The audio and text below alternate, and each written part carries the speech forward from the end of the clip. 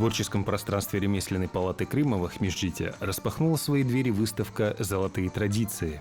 Здесь свои работы представили мастера любительского объединения «Творческая лаборатория к истокам» под руководством Хатиджи Юнусовой.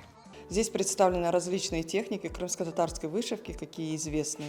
Я уже преподаю 11 лет именно крымско-татарскую национальную вышивку, и каждый год присоединяются все новые и новые ученики. Здесь представлены изделия учеников, которые обучались и 10, и 11 лет назад, и 5 лет назад. И представлены также изделия учеников, которые буквально несколько месяцев назад к нам присоединились. На выставке представлено более 150 работ 15 учениц Хатиджи Юнусовой. Копии старинных изделий и авторские вышивки, каждая из которых создана по уникальным орнаментам. Ученицы самостоятельно составляют орнаментальные композиции, опираясь на историческое наследие. Данным ремеслом я уже занимаюсь почти 4 года. Нравится очень язык орнамента. Все знаки, которые у нас есть, сочетание цветов, именно передача определенного смысла в свои изделия, то есть чтобы суметь передать это все. Есть как авторские работы, есть восстановление старинных работ. Восстанавливали вот это вот, раньше жемчугом вышивали, мы вот бисером я делала вот это вот работа, олхапахи и фес. Вот. А это в технике букме.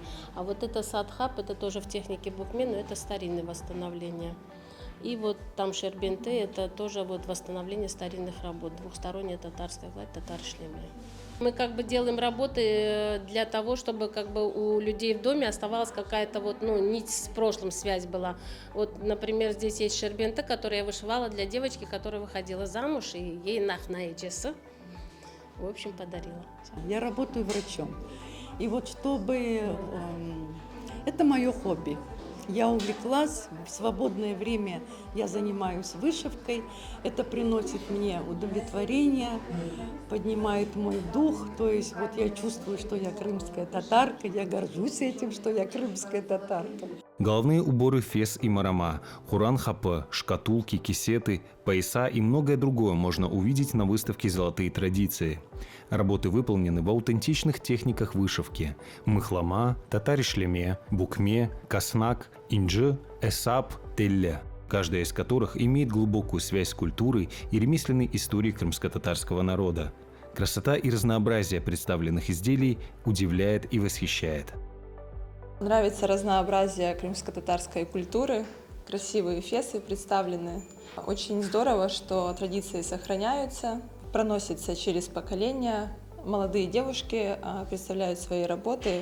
Очень здорово сделано. Кропотливый труд, красивые работы. Bu sergi teşkil olğanı ve endi böyle bir acayip ustalarımız olğanı, onlar öz eserlerini nümayiş etkeni halkımız için bir bahşiştir.